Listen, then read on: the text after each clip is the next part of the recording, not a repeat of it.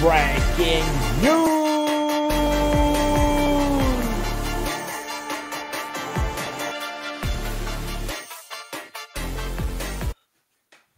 Et bonjour à tous et bienvenue dans un nouvel épisode, l'épisode déjà 3 de Pick Six News, notre nouvelle émission, la revue de presse du foot US de A à Z avec en compagnie de Tristan de Endzone France.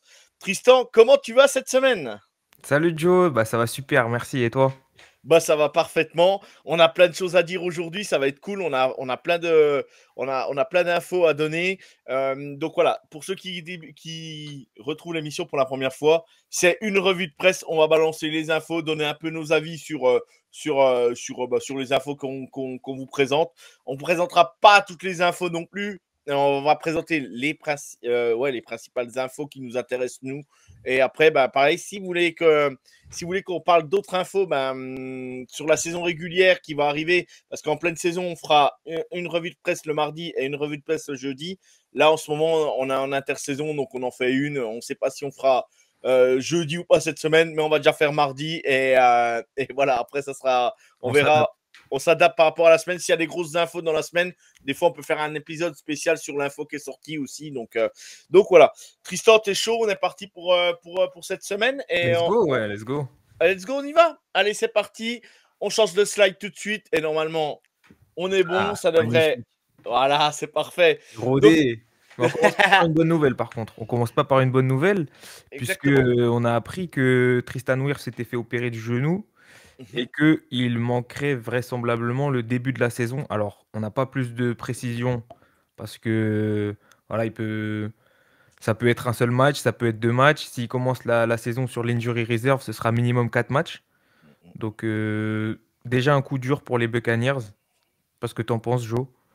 Bah, c'est un gros coup dur. Ouais, j'allais te lancer exactement là-dessus. C'est vrai que quand j'ai vu l'info tout de suite sortir, je t'ai envoyé un message la semaine dernière, te dire il faudra qu'on en parle parce que c'est quand même voilà, c'est comme une pièce essentielle et en plus c'est ton left tackle, donc le côté gauche, protection de Baker Mayfield et tout ça. Et on peut dire que c'est quand même une pièce essentielle de la O-line de Tampa Bay et il va louper au moins les 4 premiers matchs. Bah, Alors après, c'est leur meilleur lineman de loin et c'est un exactement. de leurs meilleurs joueurs, Exactement, tout poste confondu. Donc, tout c'est poste clair que ça fait confondu. mal. Exactement, et peut-être ouais, même un futur capitaine d'équipe et ainsi de suite. Voilà. Pour moi, c'est un gros moins. Mais on sait que Tampa Bay, on dit toujours ouais, c'est Tampa, et c'est un peu comme les Rams et les Steelers. Ça fait toujours quoi, ça fait des plus belles saisons parce que le jeu est beaucoup plus beau à voir, je trouve. Mm, C'est plus aérien, voilà, Baker Mayfield, même s'il se fait intercepter, on voit des bombes et tout ça. Mais voilà, là, par contre, c'est un élément essentiel et c'est ton tackle gauche qui protège Baker Mayfield depuis qu'il est arrivé. Et on peut dire que Baker, il lançait par moment dans un fauteuil, c'était aussi grâce à lui. Donc voilà, mais d'un côté, il faut mieux qu'il se blesse. Voilà, il s'est blessé là. Ça laisse le temps à Tampa de se préparer quoi, sur le début de saison, pré-saison. Au moins, tu n'es pas pris de court peut-être une semaine avant que la saison débute. Dans son malheur, voilà. Et du coup, ça arrive tôt. Donc, du coup, il pourra revenir en cours de saison. Voilà, c'est mieux que de se blesser en pleine saison ou machin. Mais ça va louper. Bon, il loupe les Falcons, Houston, les Jets et Philadelphie. Et les Philadelphia Eagles. Bah, Donc, ça, c'est potentiellement. S'il exactement. commence sur l'injury reserve, ce sera minimum 4 Bah, matchs de loupé. Et donc là, j'ai mis les 4 premiers matchs du calendrier de Tampa pour qu'on ait une idée des matchs potentiels, et, des adversaires potentiels. Mais parmi les 4, on a quand même des gros pass rush dans le lot. Donc à voir. En tout cas, c'est déjà un premier challenge pour leur nouvel offensive coordinateur, là, Josh Grizzard, c'est qui a ça. repris la relève après le départ, on va dire, pas trop anticipé de Liam Cohen, puisque à la base il était censé rester et puis au final il a pris Bah, le job de head coach chez les Jaguars. Donc ça fait déjà un premier challenge alors que la saison n'a même pas commencé. C'est comment est-ce qu'on va remplacer notre All-Pro left tackle. Et on a vu que c'est arrivé en cours de saison pour les Vikings l'année dernière. Et ils ont eu du mal à remplacer Christian Darrisaw au début, hein. Ah, ah sur non, la fin, ça mais allait un peu mieux, mais c'était quand même vachement différent. c'est pour ça que je dis là en ce moment, il faut peut-être mieux que ça soit là maintenant. Ça laisse le temps de te préparer. C'est vrai. Et je me dis d'un autre côté, je me dis bon, bah, ça va. ça permet aussi de préparer l'avenir, hein, on va pas se mentir, mais même si Wirtz est pas si vieux que ça, hein, on va Ah, il est tout pas, jeune même. il est tout jeune, mais voilà, et après, de toute façon, il y a un moment donné, voilà, il y a les 4 semaines, et à un moment donné, ils devront le réactiver s'ils veulent pas qu'il soit arrêté toute la saison. Donc, ils Ouais. vont l'activer, peut-être qu'il jouera pas tout de suite, mais voilà, à voir comment ça se passe et comment ça se déroule son Ouais, et opération, quoi. puis la semaine dernière, on parlait des vétérans qui n'avaient pas encore signé chez des équipes. Bah, tu vois, ça, c'est le genre de nouvelle qui peut te faire aller voir un vétéran et lui Mm, dire, bon, on a besoin de tes services pendant le début de la saison au moins. Donc voilà. Trouver un super left tackle Non, mais qui est il y en aura du off-saison, solage. là, c'est vraiment du bricolage, hein, Ce là, sera du bricolage, mais bon. là, c'est un peu compliqué, on va dire. C'est un peu compliqué. Mais bonne chance à Tampa pour ce début de saison. Et c'est vraiment pas la bonne nouvelle de la semaine pour Tampa, quoi. C'est dommage pour eux, quoi. Ouais, heureusement que la NFC Sud est encore entre guillemets Mm, mm, entre mm. guillemets serré. Et du coup, ils ont. Bon, Tampa, ça fait plusieurs années d'affilée qui sont champions de division avec 8 ou 9 victoires. Donc, bon, il y a pas. C'est un coup dur, mais je pense qu'ils peuvent l'encaisser. À voir comment ils Ouais. vont négocier ça. Après, les Saints sont quand même en éternelle reconstruction Depuis là. plusieurs années, ouais. Voilà, les Falcons, bah, c'est Michael Penix. On ne sait pas trop ce que ça va donner sur ce début de saison, même s'il a joué les 3 ou 4 derniers matchs. Bon, bref, à voir ce que ça va donner. Et puis, la dernière équipe de la Et les division, Panthers. les Panthers. Là, par contre, eux, c'est pareil, c'est reconstruction, mais reconstruction avec d'énormes potentiels. Donc, si tout clique, les Panthers peuvent inquiéter les autres top de la Ouais, style Tampa de la division, quoi. Voilà. ouais, c'est clair. En tout cas, voilà pour l'info de Tristan Wirfs. Je t'emmène, Joe, sur la prochaine info. C'était la prolongation de Ryan Pauls, le général manager des Bears. Mhm. Alors, je sais pas ce que tu en as pensé. C'est une extension jusqu'en 2029, donc 5 ans de plus Mhm. en tant que général manager des Bears. J'ai mis bon, les gros noms qui étaient arrivés chez les Bears pendant ces. Il est arrivé au début de l'année 2022. Mhm. Donc ça fait 3 ans et demi qu'il est là. Tu peux voir que tu as des gros noms qui sont arrivés en free agency, dont trois bons O-line cette année. Là, je ne l'ai pas mis sur le slide, mais il y a aussi le recrutement de Ben Johnson Mhm. en tant que head coach. Donc ça, pour moi, on n'a encore rien vu, mais pour moi, c'est un très très bon recrutement. Et puis, j'ai mis aussi les noms de certains joueurs qu'il avait draftés depuis 2022. Mais j'avoue que en dehors du premier et du deuxième tour, j'ai pas trouvé trop de pépites. Bon, il y a Braxton Jones en fin qui était drafté au cinquième tour en 2022, qui a quand même été titularisé, donc ça a fait un peu de rentabilité.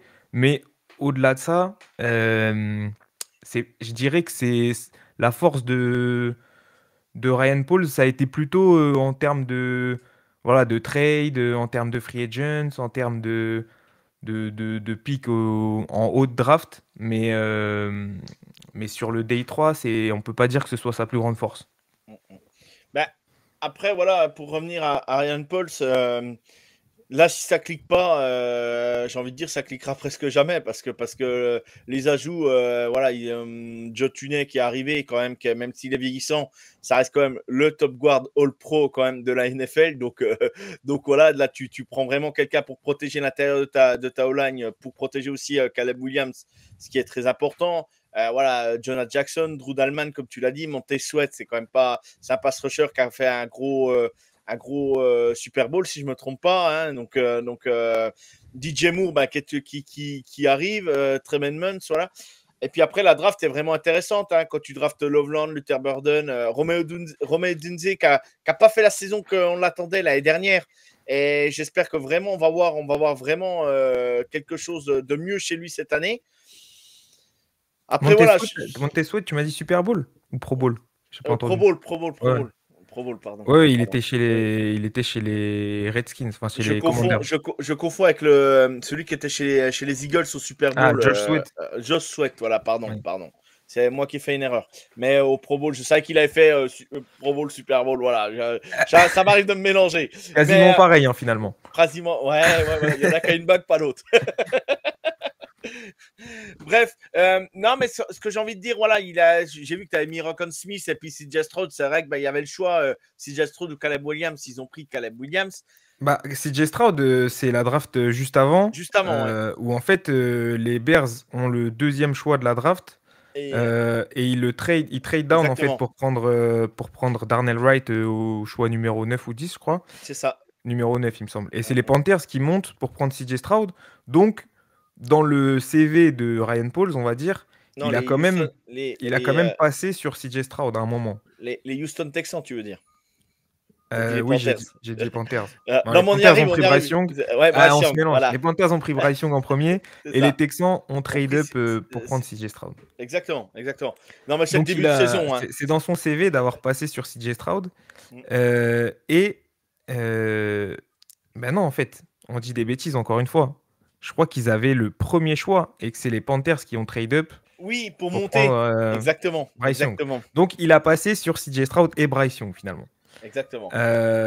Bon, après, il a eu, j'ai envie de dire, un peu de chance dans cette situation, mais c'était pas de son ressort. C'est que les Panthers ont fait une saison désastreuse et que, avec ce trade, il a récupéré le premier choix des Panthers l'année suivante. Et c'est là qu'il a pris Caleb Williams et avec son propre choix, Rome Odunze. Mais c'est pas passé loin de la catastrophe, quoi. Enfin, c'est pas passé loin de la catastrophe. Et si les Panthers n'avaient pas fait une saison aussi désastreuse, on n'aurait pas vu Caleb Williams chez les Bears. Non, puis malgré tout, la saison dernière, on entendait les Bears beaucoup mieux que ça. Alors après, c'est jeter Caleb Williams sous le train, c'est pas ce que je veux. Même si je suis pas un grand fan du bonhomme hors terrain. Après, sur le terrain, il a quand même des aspects par moment, des flashs. Hein, on va pas se mentir, c'est quand même un quarterback qui a certains flashs. Mais là, j'ai envie de dire aujourd'hui, avec Ben Johnson qui est arrivé à l'intersaison, tu fais un la free agency, tu as besoin d'avoir de te rassurer avec une O-line. Tu as une draft quand même qui est Coston Loveland, Luther Burden, c'est quand même deux choix qui sont hyper intéressants en niveau cible pour Caleb Williams. J'ai envie de dire, là, on va dire Ryan Pauls, oui, il est prolongé, mais tu sais très bien qu'en NFL, si ça va pas, on peut vite la porte, c'est par là, monsieur. Hein, même si vous avez prolongé jusqu'en 2029. Hein, donc, Ouais, très juste. Après, pour moi, Ryan Pauls, c'est quelqu'un qui fait des choix intelligents par moment. Mais ensuite, on peut pas le nier, c'est un jeune general manager. Hein. Pour un general manager, ça reste, en termes d'expérience, 3 ans, c'est pas énormissime. Donc ils font tous des erreurs de toute façon. Mais moi, ça me choque pas. Après, j'aurais pas prolongé jusqu'en 2029. J'aurais peut-être été un peu moins loin pour l'instant. Mais bon. Oui, 2027, ouais, tu prolongeais jusqu'en 2027, c'était pas mal. Alors après, les GM, c'est quand même pour remettre dans le contexte quand même, les GM, c'est quand même un dossier spécial. C'est quand même un poste très spécial parce que tu dois faire des choix, mais tu as aussi la pression du propriétaire derrière parce que toi, tu as décidé, on va dire, tes scouts t'ont dit, tac, tac, tac, t'as ton plan. Et le jour de la draft, je sais pas pourquoi, des fois, le propriétaire arrive et puis il balaye tout d'un revers de main, il dit moi je veux lui. Et c'est le patron, celui qui paye. Donc t'as pas trop le choix par moment, mais si t'es pas d'accord, quoi. Et on le sait que dans certaines franchises, c'est un peu compliqué. Style dédicace aux amis des Jaguars où le propriétaire fait des fois un peu des folies et il change le plan au dernier moment du GM parce que il veut être là puis il veut avoir sa patte. Donc c'est vraiment un poste un peu à part. Et il y a des franchises où ça bosse très bien, on te laisse bosser. Et il y a des franchises où le propriétaire vient mettre le nez là-dedans la dernière minute. Et tu sais très bien que c'est pas toujours simple. Ouais, au moins les Cowboys, tu vois, Jerry Jones, il est propriétaire et GM. Au moins, lui ça merde pas de question. justement, on en parlera dans les semaines qui arrivent parce que Jerry Jones, il y a une série Netflix qui sort sur les Dallas Cowboys. Ça va être, je pense, croustillant à regarder. Je pense qu'on va se régaler. Merci pour l'info. Oui. Ensuite, on mentionne rapidement, mais Trey Smith qui n'a pas pas signé d'extension, en tout cas pas de contrat à long terme. Donc là, actuellement, il a signé un franchise tag en mars qui le garde auprès des Chiefs pour cette année à 23,4 millions la saison. Donc c'est le désavantage des franchise tags. L'avantage, c'est que le joueur ne peut pas refuser. Le désavantage, c'est que c'est un contrat d'un an qui est en fait la moyenne des 5 plus gros contrats à son poste. Donc pour un garde, c'est 23,4 millions. Et ça va faire gros à encaisser pour les Chiefs s'ils n'arrivent pas à se mettre d'accord, sachant que la deadline, c'est demain soir. Donc oui, on enregistre le lundi soir, là, donc ça sera publié mardi, l'épisode est publié le mardi. Ça sera 22 heures heure française, je crois, si je me trompe pas. 21h, il me semble. Ouais, 21h ou 21 heures, 22h. ouais, je sais plus, mais bref. C'est 16 heures côte Est, voilà, tout simplement. 16 heures côte Est aux États-Unis, où c'est le dernier délai. Alors, il y a le fameux Riquet qui balance des tweets et qui dit que l'accord va être trouvé demain avec un accord record et qui va être signé demain. Donc, on verra bien. Moi, j'adore Trey Smith. C'est un joueur que vous savez, de toute façon, vous ne pouvez pas vous tromper. Pour ceux qui nous suivent pour les premières fois, je suis fan de Kansas City. Depuis l'arrivée de Mahomes m'a fait aller à Kansas City parce que voilà, je le suis depuis Texas Tech. Mais tout ça pour dire que Trey Smith, on verra. Moi, j'étais pas pour le taguer. J'étais pour garder Joe Tunney déjà. Mais après, voilà, après, Trey Smith, l'avantage, c'est qu'il est jeune. Voilà, Joe Tunney, on va pas refaire le débat. Mais je me dis que là, tu vas peut-être payer ton guard, donc Trey Smith, ton guard de droit, qui n'est pas le meilleur guard de la ligue aujourd'hui, pour le moment. Et tu risques de le payer le plus cher de la ligue. Donc, c'est comme ça que ça fonctionne, hein. Et voilà, mais moi, ça me gêne un petit peu. Alors, bref, à voir ce qui va se passer. Moi, de toute façon, si on veut faire une belle opération, il faut le signer demain. S'il n'est pas signé, le 16, on est quoi, on est le 15 juillet aux États-Unis, s'il n'est pas signé à la trade deadline où on doit signer les franchise tags, pour moi, ça serait une mauvaise opération. C'est reculer pour mieux sauter. Et je ne comprendrais pas qu'il ne soit pas signé demain parce que ça va encore repousser le problème et du coup, tu vas repousser le problème encore à la fin de saison, savoir ce que tu vas faire avec Trey Smith. Je préfère que, même si on donne un gros contrat, que les choses soient soldées et qu'on parte tranquillement et qu'il ait signé 3 ans et avec une option de 4e année. Bien sûr, les salaires, on sait que tu peux faire n'importe quoi, tu les étends, tu annonces une somme et en fait, tu sais que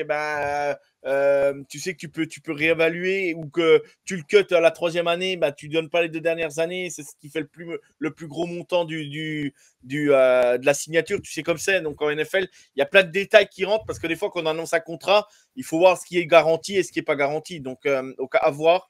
Mais pour moi, voilà, Kansas City doivent le signer absolument ce soir, cette nuit ou demain. Si c'est pas fait, pour moi, c'est une mauvaise opération de la part de ma franchise. Pour moi, c'est mon point de vue personnel.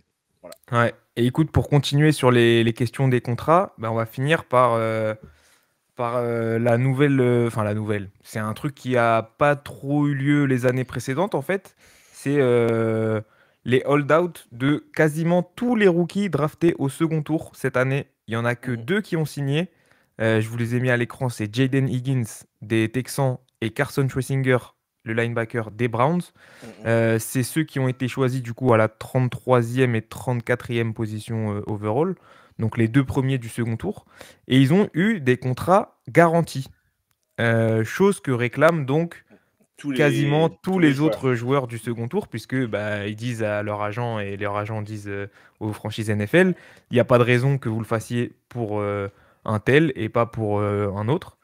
Donc on se retrouve avec une situation très particulière où les camps d'entraînement des rookies commencent entre aujourd'hui et je crois que les Packers, ils sont derniers, commencent le 23 juillet. Oui, c'est la semaine et demie qui arrive, là, c'est là le début des camps. Voilà, mais en tout cas, il y a des camps qui commencent dès maintenant, dont celui des Chargers. Et on assiste à des hold-out de la part des rookies qui ne sont même pas encore sous contrat. Alors, au premier tour, on en a 2 qui n'ont pas signé encore. C'est Shemar Stewart des Bengals. Ça fait déjà plusieurs semaines qu'on en entend parler, puisque pareil, c'est pour des histoires de garantie. Et ils ne s'entraînent pas, ils ne se sont pas entraînés au mini-camp, hein. C'est ça Et encore ouais, le. exact. Il y en a qui se sont entraînés, il y en a d'autres non, mais ça c'est, Bah, chez Mark libre Stewart, choix il a du dit, joueur. non, quoi, par Ouais. exemple, quoi, hein. Mais ce que je peux comprendre dans le sens où, bah, si tu as aucun argent garanti et que tu te blesses, Bah oui. bah, en fait, tu l'as dans l'os Mhm. et merci, au revoir, quoi. Donc, Exactement. les joueurs ne veulent pas, se mettre en danger et mettre leur outil de travail en péril sans avoir aucune garantie. Donc ils réclament des garanties, ce qui est leur droit. Après, bon, il faut que chacun fasse un pas vers l'autre, hein, c'est ça le principe des négociations. Mais, du coup, on se retrouve avec, 30 joueurs sur 32 sélectionnés au deuxième tour qui n'ont pas signé leur contrat rookie, chose qu'on n'avait jamais vue avant. Puisque avant, les joueurs du second tour n'avaient pas de contrat garanti. Enfin, en tout cas, il y en a. C'est une première que Jaden Higgins l'ait signé. Et, le lendemain, Carson Schwarzenegger a aussi signé un contrat garanti. Et du coup, depuis cet événement, c'était début mai, ben, on n'a eu, aucune signature d'un autre, rookie du second tour. Puisque, bah, chaque franchise attend de voir comment la situation se dénoue avant de proposer un contrat, ou en tout cas avant d'accepter les conditions des agents. Donc, voilà, les situations à suivre, ça va être celle de Nick Emmanwori, qui a été choisi 35e par les Seahawks. Donc, ça peut avoir des retombées en fonction de si, les Seahawks lui donnent un contrat garanti aussi. Bah, ça va faire que la plupart des équipes, NFL vont devoir s'aligner parce que ce sera la nouvelle norme. Mhm.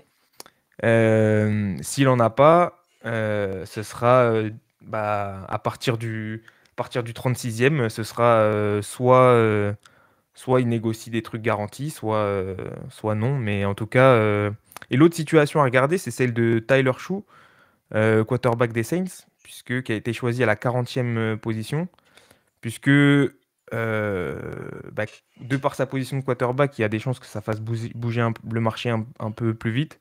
Et s'il a un contrat garanti, comme il a été choisi à la 40e position, il me semble, bah, ça fixera un étalon, quoi, pour le reste, des rookies du deuxième tour. Mais en tout Bien cas, sûr. c'est une situation, qu'on connaissait pas. Vous connaissez pas, bah, par exemple, Trey Harris, qui est le wide receiver des Chargers. Le camp a commencé hier et il ne s'est pas présenté, quoi. Voilà, Mm, par mm. exemple. Donc c'est quand même des grosses infos et du coup, ça peut mettre en péril, hein, on va dire, le camp pour les franchises parce que bah, quand tu n'as pas tes rookies qui sont là alors que c'est leur période d'adaptation, et ben, bah, c'est un peu compliqué. Parce que Trey Harris, c'est carrément, il s'est pas présenté, quoi. Il n'est pas venu dans les locaux ou quoi. Le mec s'est pas présenté. Alors tu joues un peu aussi un peu avec le feu.